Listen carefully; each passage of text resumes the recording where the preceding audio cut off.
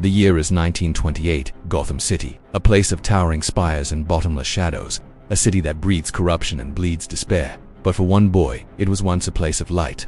His name was Bruce Wayne. On one perfect, glittering night, 8 years old and holding his parents' hands, he believed the world was a story of heroes. They had just seen a film at the Monarch Theater, The Mark of Zorro, a tale of a masked man fighting for justice. They were happy, a perfect, wealthy family. Thomas, Martha, and their bright-eyed son, Bruce. They took a shortcut home, an alleyway behind the theater, a place that would one day have a different name. A petty thief named Joe Chill stepped from the shadows. He wanted pearls, money, a quick score, but panic is a trigger finger.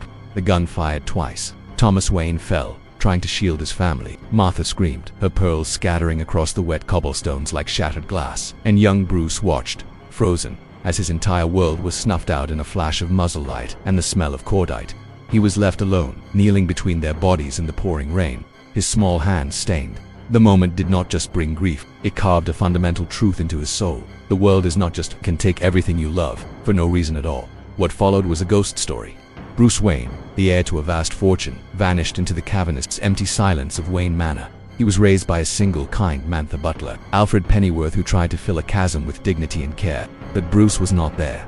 He was in that alley, every single night. The grief did not fade, it fermented. It turned from sadness to anger, and finally, into a cold, obsidian purpose. A vow, whispered in the dark to the ghosts of his parents. I will fight crime. I will war on the criminals. I will make sure no one ever feels this again. And so, the ghost left. Bruce Wayne disappeared from Gotham. For 12 years he traveled the globe. He was not a tourist, he was a weapon, forging itself in the fires of the world. He studied chemistry at the Sorbonne, learned forensics from the FBI, mastered stealth from ninjutsu clans in the mountains of Tibet. He trained his body to the absolute peak of human potential, learning every form of combat not to fight, but to wage war. He learned the criminal mind from within, living in the darkest slums on Earth. He was building an arsenal, and the most important weapon was his own mind. He returned to a Gotham City that had rotted in his absence, a festering wound of corruption and fear. The Wayne fortune was a life raft in a septic ocean. He was ready, but he was still just a man. And a man can be shot. A man can be killed. He needed to become more. He needed a symbol. He remembered a lesson from his studies. Criminals are a cowardly, superstitious lot. He must become a creature of the night, something they would instinctively fear. As he sat in his father's study, plagued by doubt, it happened. As if summoned by his terror, a giant bat, disoriented, smashed through the open window. It flew around the room in a frantic panic, a living black silhouette against the moonlight, before escaping back into the night. Bruce's heart hammered. A primal childhood fear gripped him, and in that moment of pure animal terror, he saw the answer. Yes, he whispered to the empty room. I shall become a bat. The genius, the billionaire, the master of every human discipline, now became a theatrical artist.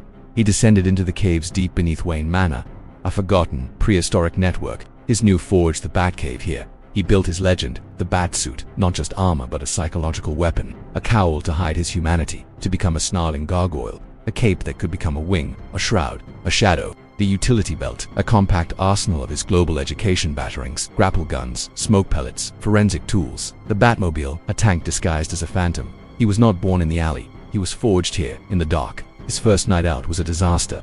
He was just a man in a mask full of raw, untempered rage.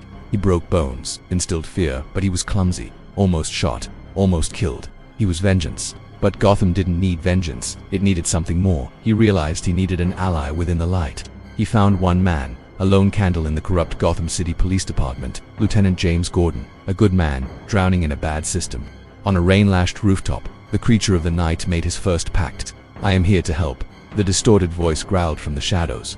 We will work together. And he created his symbol, a giant spotlight, mounted on the roof of police headquarters.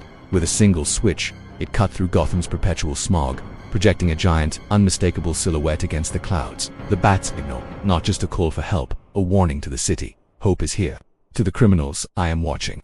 But to become the legend, he needed one final, absolute rule. It was born from the very tragedy that created him. One night he cornered Joe Chill, the man who murdered his parents. Batman stood over the terrified, broken man. He had the power to end it, to deliver the vengeance he had dreamed of for 2 decades. He raised his hand and let him go.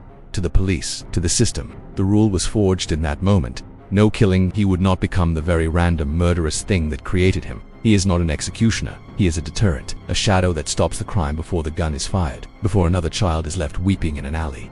The boy who fell into the darkness never climbed out. He learned to see in it. He made it his home. He became a part of it. Bruce Wayne, That's the mask now. The face he shows the world by day, the playboy, the philanthropist, a carefully constructed disguise. His true self is the shadow on the gargoyle, the whisper in the dark, the fear in the heart of the guilty. He is the guardian of a city that never sleeps. He is the promise made by a bleeding 8-year-old boy. He is the answer to the question that haunts every dark alley. What if the night itself fought back? He is Batman, and his war is eternal.